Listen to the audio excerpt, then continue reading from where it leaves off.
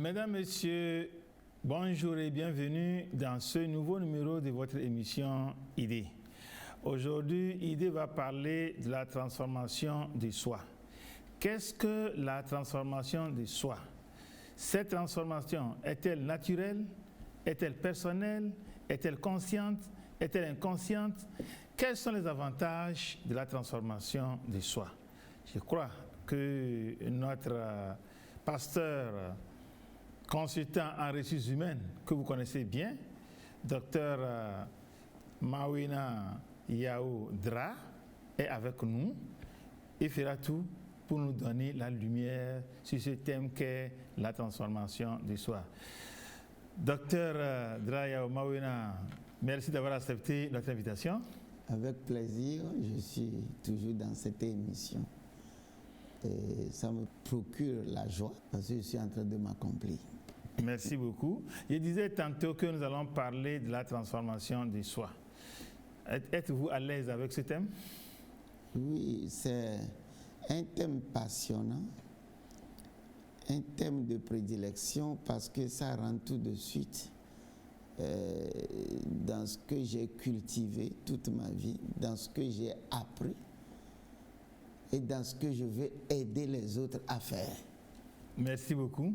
Et en français facile, la transformation de soi, c'est quoi? Et le tout part de l'idée de changement. Tout ce qui naît, grandit, vieillit et meurt un jour. À 5 ans, j'étais autre personne pratiquement. À 15 ans, je suis différent. À 25 ans, je suis différent. Bientôt, je vais avoir 60 ans. J'ai aussi vu qu'il y a une grande différence entre mes 40 ans et mes 60 ans. Ce qui veut dire que tout change, tout se transforme avec le temps. Mais je pense qu'aujourd'hui, nous allons nous attarder beaucoup plus sur l'aspect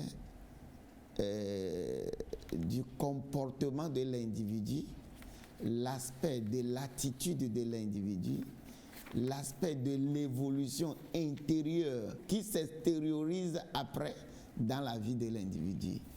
Et je pense que c'est là où le thème devient passionnant.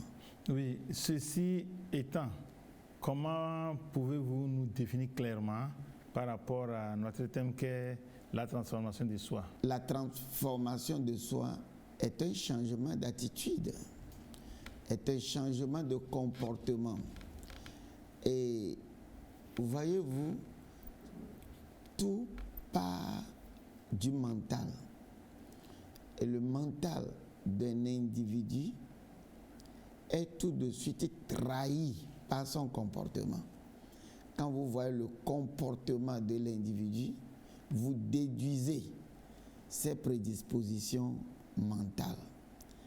Alors, il y a ce que nous appelons en psychologie le système de croyance. Et le système de croyance d'un individu est la somme de quoi? De tout ce qu'il a intériorisé. C'est-à-dire que quand un individu naît, cet individu-là naît vierge. Quand il commence par grandir, l'éducation, les expériences faites, les principes que lui-même il a découverts, tout ce qu'il trouve comme vrai dans la vie, ses convictions, sa perception de la réalité. Il accumule tout cela dans une partie de sa personnalité qu'on appelle le cœur. Et là, je ne veux pas parler du cœur biologique. Le cœur, c'est ce que nous avons ici, cet organe-là qui pompe le sang. Je ne parle pas de ça. Il y a un autre cœur qui fait partie du mental et qui accumule tout ce que nous avons eu comme expérience, tout ce que nous avons eu comme valeur, tout ce que nous avons eu comme idée, notre philosophie de vie, ça s'accumule là-bas. Et je vais plus loin en le définissant comme la partie de notre subconscient qui regroupe tout ce que nous avons eu comme expérience jusqu'à grandir. Oui, jusqu'à grandir. Cette transformation de soi est-elle consciente ou bien elle vient de soi? Le cœur qui englobe tout cela fait partie du subconscient. Alors, je vais vous le dire autrement. Nous sommes en train de causer. Tu peux m'écouter ou m'entendre. Tu m'écoutes comment? Tu écoutes le son que j'émets. Et ça va dans le cerveau. Ça va dans ta pensée. Mais quand tu m'entends, ça veut dire que tu m'écoutes avec compréhension. Et écouter avec compréhension vient d'un autre lieu, ton cœur. C'est pourquoi à l'école on dit il faut apprendre tes leçons par cœur. C'est-à-dire tu maîtrises tellement cela. Tu as bien compris cela. Même quand tu dors, on te réveille, tu es capable de parler de cela. Alors, c'est ce que tu as accumulé, tu as maîtrisé, que tu mets là-bas. Et ce n'est pas touchable. Tu t'en rends compte que ça ne vient même pas de ta tête. Ça vient de quelque part là-bas. Donc, est-ce que c'est dans le cœur naturel? Ça, je ne peux pas en dire ou bien en ajouter. Mais je sais que ça dépasse mon mental. Donc, c'est quelque chose qui rentre dans mon subconscient. Oui, c'est quelque chose qui rentre dans votre subconscient. Est-ce que elle est accessible, cette transformation en soi? Je pense que toute personne, à un moment bien déterminé, doit être capable, je le redis encore, doit être capable de changer sa prédisposition mentale qui se trouve dans son cœur. Tout le monde. Voyez-vous, nous naissons avec ce que nos parents nous ont dit, ce que l'école nous a dit. 3. Ce que l'environnement pompe en nous et nous grandissons. Jusqu'à un certain niveau, nous voyons que ça ne marche pas. Alors je commence par me poser des questions. Pourquoi d'autres évoluent et que je n'évolue pas? C'est dû à comment je réfléchis. Je donne un exemple banal. Une prédisposition mentale depuis ton enfance. On t'enseigne à aller à l'école, à avoir les diplômes pour être employé et non un employeur. Donc depuis l'enfance, je travaille pour qu'un jour on me donne un bureau, pas pour que moi-même je fasse mon propre bureau. Je travaille pour qu'un jour on me donne un fauteuil, pas pour que moi-même j'ai mon propre fauteuil de commandement. Donc c'est une prédisposition mentale. Pourquoi on t'enseigne comme ça? Parce que l'autre là l'a fait dans la famille. Il a une maison, il a une voiture, il finit bien sa retraite. On veut que toi aussi tu sois sa photocopie. Et des fois tu es littéraire, on veut que tu deviennes biologiste comme lui ou bien mathématicien comme lui. Donc on te façonne pour être quelqu'un au lieu d'être toi-même. Et tu grandis comme ça. On te façonne à devenir un banquier, pas créer ta propre banque. On te façonne à travailler dans une entreprise, pas d'avoir un jour ta propre entreprise. Donc tu grandis comme ça. Et puis, dès que tu as tes diplômes universitaires, tu commences par envoyer des lettres à gauche et à droite pour qu'on me recrute. Au lieu de penser à être employeur, au lieu de penser à créer toi-même, ainsi de suite. Vous voyez que vous avez grandi. Maintenant, vous aspirez être vous-même. Quels sont les éléments qu'il faut rassembler pour que cette transformation puisse arriver? Il faut arriver à te refomenter. C'est-à-dire vider le disque dur de l'ordinateur et faire quoi? programmer d'autres choses. Comme je l'ai dit, c'est ce qu'on a pompé en toi, ce que tu as compris, qui se trouve dans ton cœur, qui te façonne aujourd'hui. C'est ta prédisposition mentale. Première chose à faire, il faut acquérir d'autres connaissances. Pourquoi cela? Il crée par exemple des entreprises et dans ma localité, personne n'a son entreprise. Pourquoi ceux-là font import et export? Et autour de moi, personne ne fait import-export. Comment est-ce qu'ils réfléchissent? Qu'est-ce que mes parents ont mis en moi qui me handicape? Tu vas à l'école, on te dit que tu es en train de grandir. Ce n'est pas parce que j'ai beaucoup d'argent que je t'envoie dans cet établissement-là. Je t'ai envoyé pour que tu réussisses. Ne marche pas avec les riches. Ne cherche pas à être comme eux. Toi-même, tu sais que dans notre famille, nous sommes pauvres. Quel que soit ce que quelqu'un te propose, rappelle-toi de la maison d'où tu viens. Je suis pauvre. Ton père est pauvre. N'oublie pas ça.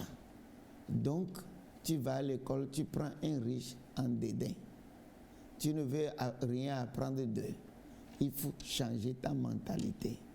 Ma grand-mère a l'habitude de dire que si tu ne peux pas être beau comme quelqu'un, tu peux imiter sa vertu. Demande à l'homme riche comment tu fais. Demande à l'enfant du riche comment vous réfléchissez. Quand vous causez, tu apprends dedans et tu commences pas à te refomenter. Les valeurs négatives qu'on a pompées en toi, tu peux rejeter ces valeurs-là. Tu as grandi, tout ce qu'on a mis à ta disposition, c'est des poupées blanches depuis ton enfance. Alors, quand l'enfant grandit, une fille grandit avec les poupées blanches, c'est tout ce qui est blanc qu'elle aime. Un jour, si elle commence par se dépigmenter, que cela ne t'étonne pas. Tu lui as appris depuis l'enfance que ta couleur ne vaut rien. C'est ce qui est blanc qui est bon. Donc, tu veux corriger ça à un moment bien défini. Comment pas changer les choses autour de ta famille? Que les gens commencent pas à aimer ce qui est noir, comme sa propre peau. Que le noir rentre dans son système de valeurs ou bien son système de croyances qui se trouve quelque part dans son cœur. Qu'il aime ce qui est noir plus que tout ce qui n'est pas noir. Et vous allez voir que la personne gagne en confiance de soi, par exemple, quand il est devant un blanc. Mais voyez, depuis ton enfant, on dit que même nous sommes des noirs. Tu vas à l'école, tes camarades t'insultent que toi, tu es plus noir. Et ça m'est arrivé, quand j'étais à l'école, on se moque de moi que ma figure ressemble à une case de charbon. Vous voyez? Et puis, les gens se moquent de moi tellement que je me cachais. Alors, vous voyez, il y a des choses qu'on tue en toi depuis l'enfance. Mais j'ai tout fait pour gagner mon identité. Je vais vous donner un autre exemple. Moi, j'étais venu à Lomé en 1984 et j'étais dans un établissement au collège Saint-Joseph.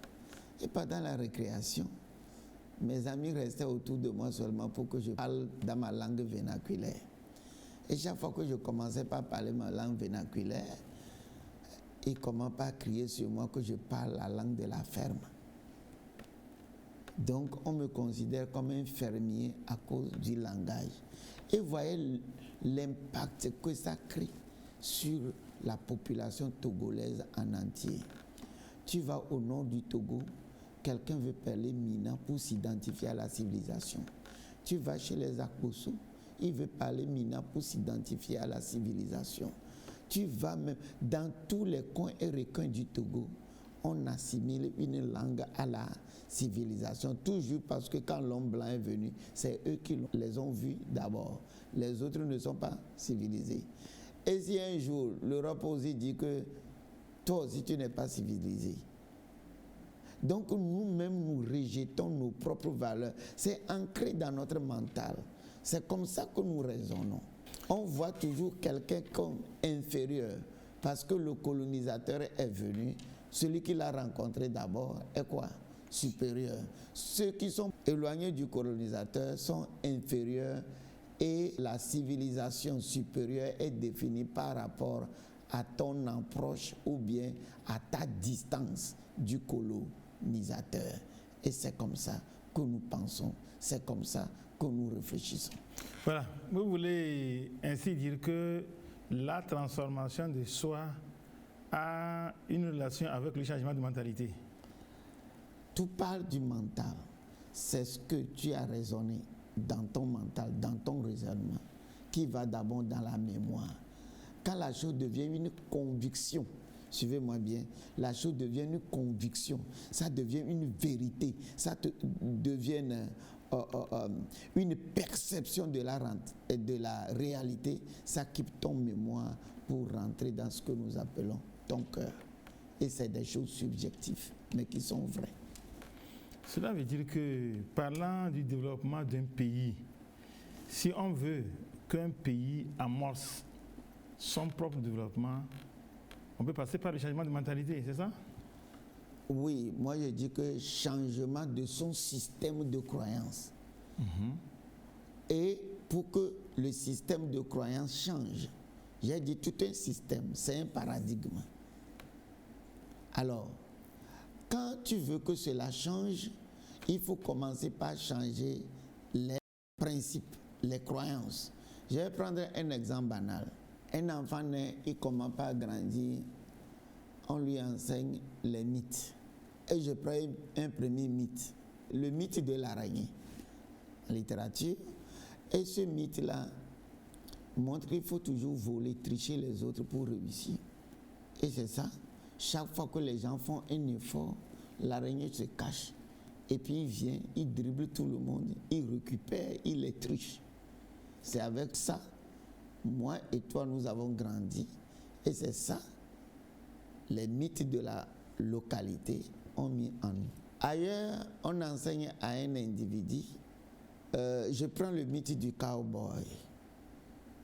Quand celui qui est payé par l'administration échoue, parce qu'il est corrompu, un cowboy se cache. Il prend ses propres initiatives. Il va gagner la victoire. Et à la fin, on le décore. Et tout ça là est basé sur quoi? Goliath qui a été battu par David. Tu peux être caché, on ne te reconnaît pas, mais si tu t'y mets avec l'aide de Dieu, tu vas remporter la victoire.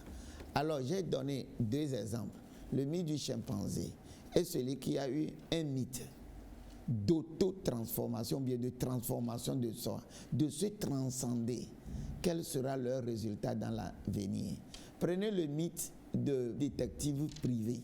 L'agent de l'État fait ses enquêtes, il échoue. Quelqu'un mène une enquête parallèle en privé et c'est lui qui fait découvrir la vérité. Et le shérif vient le décorer.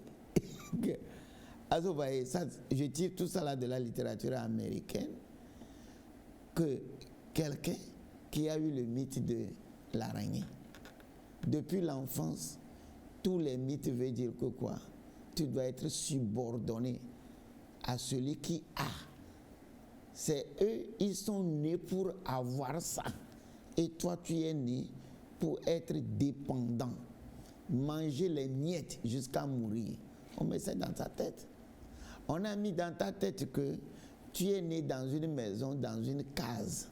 Et tu vas mourir un jour dans une case.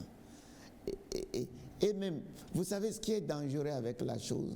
C'est que chaque fois qu'on met cela dans ton système de croyance, cette idéologie devient après une philosophie de vie.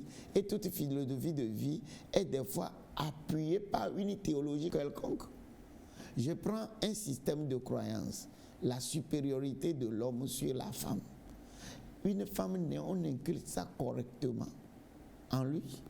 Ses parents lui disent ça. elle va à l'église. On bâtit son système de croyance en théologie. Le Coran le dit, la Bible le dit, la Torah le dit, l'animisme appuie cela. Et la fille a une prédisposition mentale qu'elle met dans son système de valeurs. Je dois être soumise. Je suis dépendante de l'homme. Si j'ai un besoin, je dois me tourner vers un homme. Moi, je suis chrétien, la Bible va jusqu'à dire que les besoins de la femme se tournent vers l'homme. Quand une femme elle se trouve dans un besoin, qu'elle se tourne vers...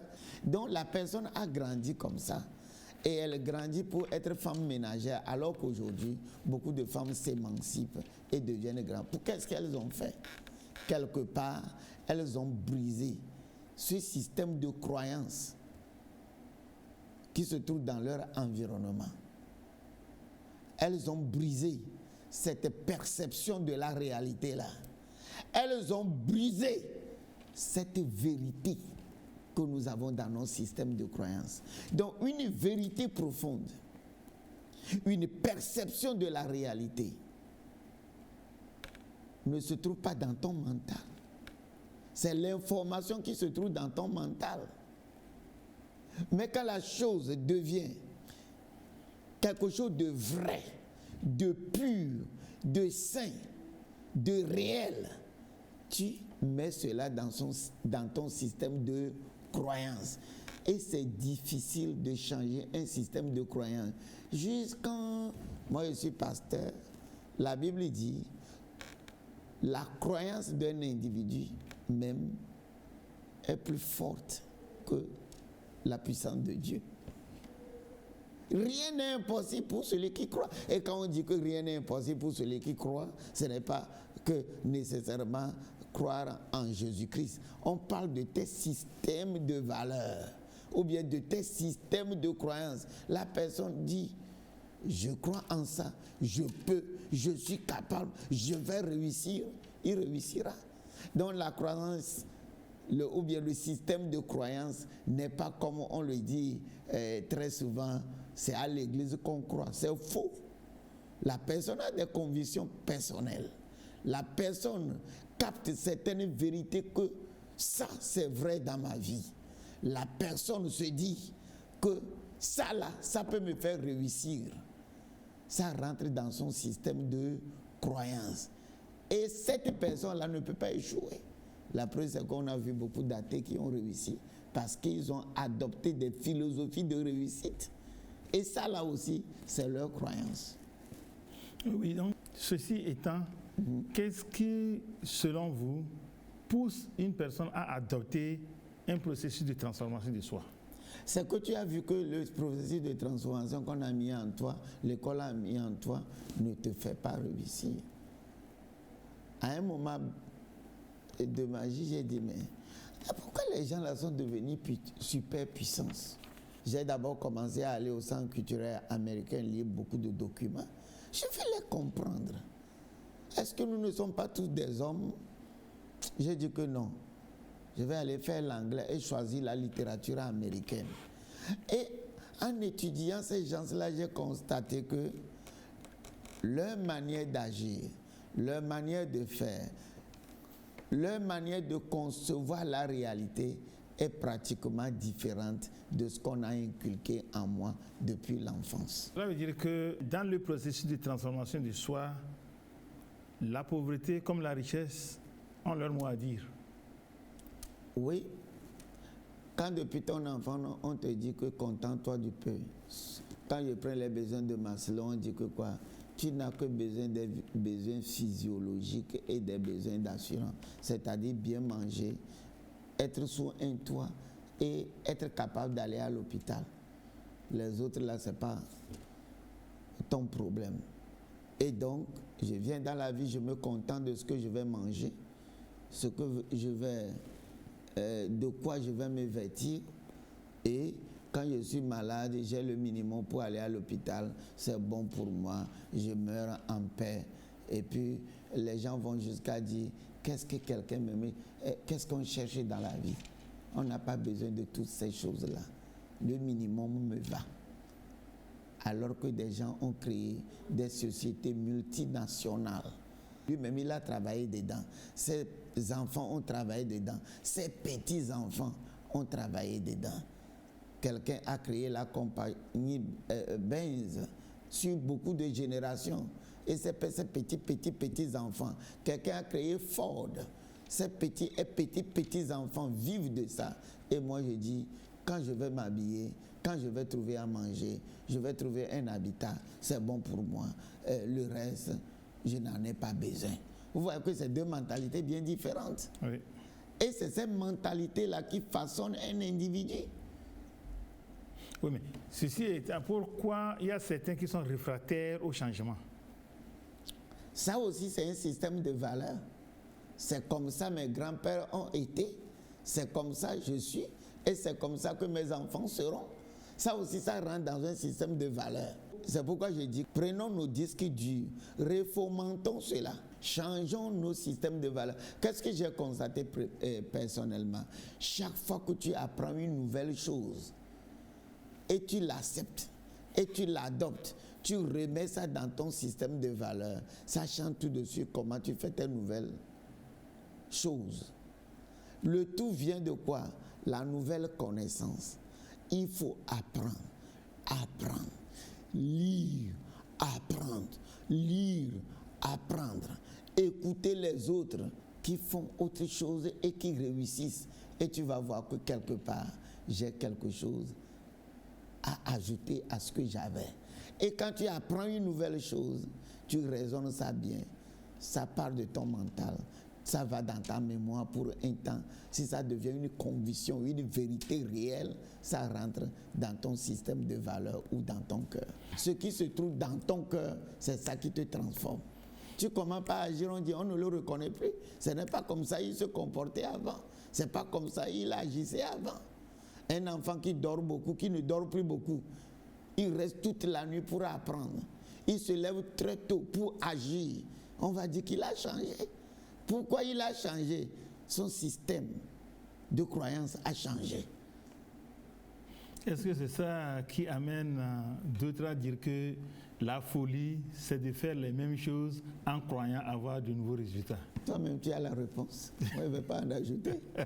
C'est-à-dire que depuis l'an 2000, tu fais la même chose jusqu'en 2010, jusqu'en 2015.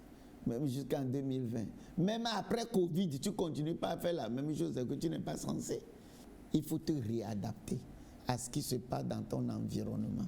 C'est pourquoi j'avais dit, le système de croyance des fois dépend des conditions environnementales. Ce que j'ai constaté, la vie va toujours t'offrir une opportunité. Mais l'opportunité ne te change pas. C'est toi qui décide d'utiliser cette opportunité-là. Je prends la notion indépendance. Nous avons eu une indépendance sur un papier, mais notre mentalité est toujours comment? Colonisée.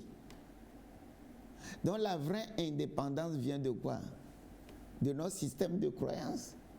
Qu'est-ce qu'on fait aujourd'hui qui prouve qu'on est vraiment indépendant? C'est pas. Et avant qu'on le soit réellement, il faut qu'on change notre système de croyance. Je suis indépendant, je considère toujours que l'autre est supérieur, que je suis inférieur.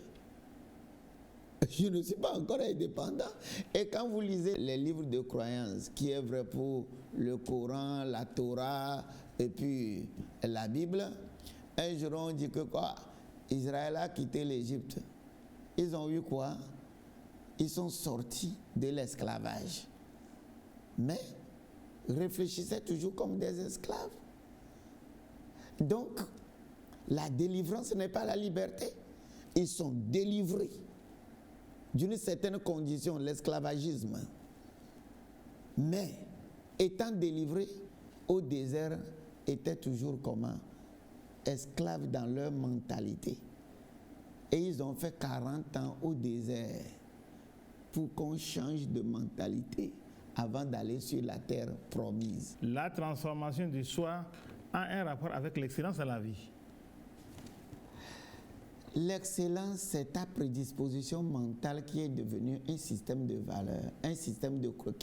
L'excellence, ce petit mot excellence-là, est dans ton système de croyance. Si quelqu'un est dans son système de croyance, la médiocrité, quand il fait quelque chose d'à peu près, il dit que c'est bon, tu vas voir, ça va agir dans comment il se comporte. Il est goujat, il s'en fout de ce qui se passe autour de lui. Son habillement n'est pas propre. Il mange, il laisse le reste de la nourriture dans ses barbes et puis sort. Si tu le vois comment il se comporte dans la société, tu vois que quoi? C'est une valeur qu'il a acceptée. Et quand vous prenez les théories philosophiques, quelqu'un dit, moi je suis épicurien. Il a adopté l'épicurisme comme un système de croyance, qu'il a dans son cœur. Et toute sa vie, c'est le plaisir. La cigarette, les boissons, les femmes. Parce qu'il doit jouir, il doit avoir le maximum de plaisir. Vous voyez un peu? Pourquoi? Dans son système de croyance, il est épicurien. Mangeons, buvons, mourons. Ayons de plaisir. Quelqu'un, il dit que moi je suis stoïcien dans son système de croyance. Alors tu vas voir que ça agit sur lui. Quand il y a des problèmes, il prend tout du bon côté. Il affronte ses difficultés. Il progresse dans ses difficultés. Il pense que demain, ça sera mieux. C'est dans son système de croyance. Et vous allez voir que ces idées fortes, des fois, sont appuyées par la théologie. Vous allez voir dans les écrits de l'apôtre Paul, dans la Bible, que quoi, il a cité ce stoïsme, cette idée, il a épousé cette idée stoïque. Jésus-Christ, la même chose. Il a épousé cette idée stoïque. Ne vous inquiétez de rien, par exemple. Alors, l'idée là était là avant lui. Donc, définitivement, qu'est-ce que tu as épousé dans ton système de croyance? C'est ce que tu as épousé dans ton système de croyance. Et quand on dit système de croyance, on parle du cœur. Et quand on parle du cœur, on ne parle pas du cœur biologique. On parle de ce côté que tu as dans ton subconscient, dans lequel tu as emmagasiné toutes tes vérités, tout ce que tu crois comme perception de la vie, tout ce qui est vrai pour toi, et personne ne peut enlever ça de ta tête. C'est ça là, on appelle le système de croyance. Donc un système de croyance est un paradigme de vie. Et quand on parle de l'empathie et l'apathie, c'est toujours là-bas? L'empathie, il faut qu'on définisse ça d'abord pour nos téléspectateurs. Allons-y alors. C'est-à-dire l'amour. Ce qui me pousse vers l'autre. Ça, c'est l'empathie. L'apathie, c'est quoi? Ce qui me rejette de l'autre. Je m'en fous de l'autre personne. Alors, je prends le système apathique pour voir si c'est un système de valeurs. L'autre, c'est un dédain. Comme le dit Jean-Paul Sartre, l'enfer, c'est les autres. Jean-Paul Sartre a adopté ça comme un système de valeurs. Je ne veux pas des autres. L'enfer, c'est les autres. Et des gens ont adopté ça, et tu vois dans leur comportement que l'enfer, c'est les autres. Ils s'en foutent des douleurs, de la joie des autres, je m'en fous. Et supposons que celui-là devient directeur d'entreprise. Le personnel va souffrir. Celui-là devient un politicien. Les gens ne vont rien trouver à manger. Ainsi de suite. Donc, cette phrase, l'enfer, c'est les autres, de Jean-Paul Sartre, définit à peu près ce qu'il a mis dans son système de croyance, qui se trouve dans son cœur. Et moi, je pense que les enseignements de la Bible, du Coran et de la Torah constituent la lumineuse contradiction aux paroles de Jean-Paul Sartre. Docteur Draya Mawena, à vous entendre parler, c'est comme si la transformation de soi ne peut pas venir de l'extérieur. je prends le cas. Oui. Un État qui voudrait que mes enfants, mes citoyens deviennent ceci. Et il décide, cet État décide qu'il y ait transformation des valeurs étatiques pour que mes enfants, mes citoyens, mes gouvernés soient comme cela. Donc, ce n'est pas possible. Bon, je prends le cas de notre pays. À un moment, c'est l'État qui venait nous chercher sur les bancs pour enseigner, envoyer les gens dans les hôpitaux dès que les médecins sortaient parce qu'il n'y en avait pas. Aller enseigner par ici, c'est l'État. À un moment bien donné, c'est ce même État qui change encore la philosophie. D'abord, les écoles privées, là, comment vous les appelez, les écoles de BTS, on commençait par dire aux étudiants, vous pouvez vous prendre en charge. Le ministère du Développement, à la base, vient l'appuyer avec des séminaires, des formations sur le fait de se prendre en charge. Qu'est-ce qu'on fait aux gens? Ils sont en train de renouveler leur mentalité. Maintenant, ça va plus loin. Les maisons de consultation, comment pas donner d'autres directives. Or, dans les années 1987-90, quand j'ai commencé par réagir à ce type de choses-là, vous allez comprendre que les Togolais ne te comprenaient pas. Parce que quoi? Tout le monde dépendait de la politique de l'État qui avait le travail tout près et qui nous suppliait à travailler. Mais dans les années 2000-2010, là, il n'y en avait plus. Donc les gens réfléchissaient et l'État change de philosophie. Et nous sommes en train de profiter de cette nouvelle philosophie étatique. Est-ce que vous voyez? Et maintenant, la meilleure manière de l'appliquer, c'est que même dans nos églises aujourd'hui, les pasteurs ont pris la théologie pour l'appuyer. Les dons d'un homme lui font faire place et l'amènent devant les grands hommes. David, c'est pas la musique, il est parti dans la maison de Saül, n'est-ce pas? Le Coran l'enseigne. Vous me comprenez? On enseigne aux fidèles par ton don, pas par ton éducation. On dit que l'éducation maintenant, c'est pour façonner le don que tu as en toi. Que ceux qui ont des dons, qu'ils ont travaillé, c'est eux qui deviennent grands et riches dans la vie. Et on donne les... Ce type d'enseignement ne se comprenait pas dans les années 1980. Quel que soit ton don, c'est ce que l'État veut que tu sois, que tu vas devenir. Et donc, rares sont les gens qui utilisaient leurs dons de commerce, dons de jouer au football. Les gens qui jouent au football avant, là, on va te taper là où tu vas casser ton ballon même. Là où tu vas cacher ton ballon même, c'est pas personne qui va te dire.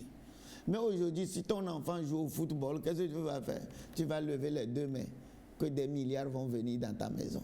Mais à l'époque, un enfant qui joue au football, il faut qu'on fasse tout pour lui retirer ce talent-là. Voilà, puisque vous donnez des exemples plus ou moins religieux, je vais aller un peu de ce côté. Est-ce que la transformation de soi peut se dire encore religieusement naître de nouveau? Exactement. Tu es né de nouveau, on dit les choses anciennes sont passées. Toutes choses sont devenues nouvelles. Je voulais le dire, mais c'est trop théologique. Et comme c'est toi qui l'as dit, je l'appuie. Si quelqu'un se transforme, il devient une nouvelle personne. Jusqu'à ce que les gens se posent la question. Quand tu es dans une communauté, il ne vit pas, il n'agit pas comme les gens de cette communauté-là. Et moi, quand je voyage, des collègues me disent, est-ce que toi aussi tu es vraiment togolais? Parce qu'on voit que mon comportement est différent. Parce que quoi? Je suis togolais de la peau, mais j'ai adopté une culture d'ailleurs. Croyance et transformation de soi. Oui. Nos croyances dans lesquelles nous sommes nés, nos croyances en lesquelles nous avons foi. Est-ce que ça ne résiste pas à la transformation de soi? J'ai donné beaucoup d'exemples en parlant. Quand vous avez une fille ou bien vous avez que des enfants, Filles, on leur enseigne à la maison d'abord que vous êtes fille, un jour vous devenez ménagère. À l'église, on dit vous êtes fille, on vous prépare pour aller se marier, que votre mari va subvenir à vos besoins. Tu vois qu'on te crée des problèmes.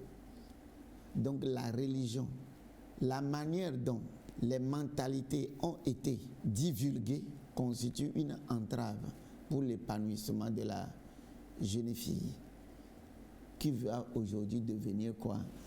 Un président de l'Assemblée nationale comme ce que nous avons aujourd'hui, qui va devenir un jour Premier ministre comme ce que nous avons aujourd'hui, prendre des postes de responsabilité. Quand elle va dans une croyance, on lui inculque des choses comme ça. La croyance devient dangereuse pour l'épanouissement de la jeune fille. C'est un exemple banal. Il y a d'autres exemples. Ceux qui nous ont amené le Coran, la Bible, la Torah, ils nous ont dit que quoi? Heureux les pauvres, car c'est pour eux le royaume de Dieu.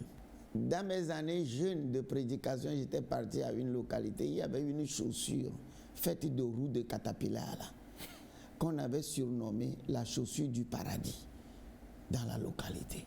J'ai dit quoi? Chaussure de quoi? Et est-ce qu'il y a ça au paradis? La Bible dit que le paradis, les rues sont pavées avec de l'or.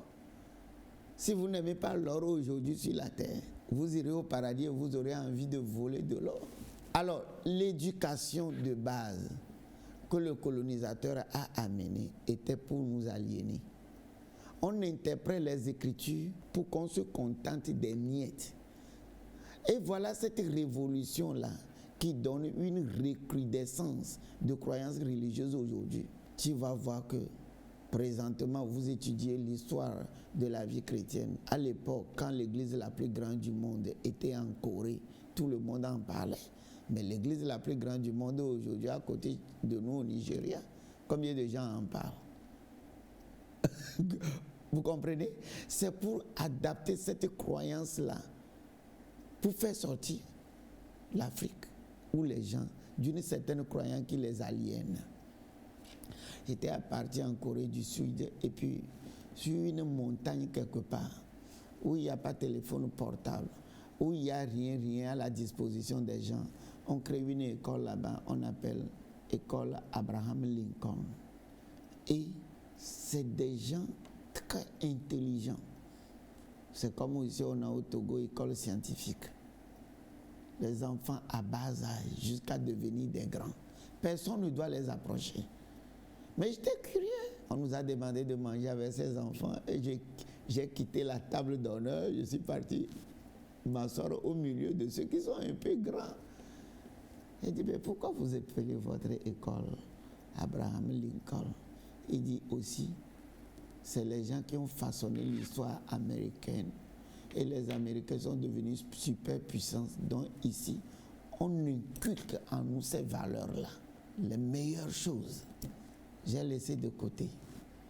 Maintenant, le responsable de l'école, quand on nous faisait visiter les choses, je me suis approché de la doyenne. J'ai dit, pourquoi Abraham Lincoln? Et cette doyenne-là m'a dit, si les gens-là ont été propulsés à la place de la première puissance, on veut occulter à nos enfants les valeurs qu'ils ont. Et puis j'ai souri. Parce que j'ai eu à étudier la vie d'Abraham Lincoln, ce que Abraham Lincoln a amené comme valeur, principe à l'éducation américaine.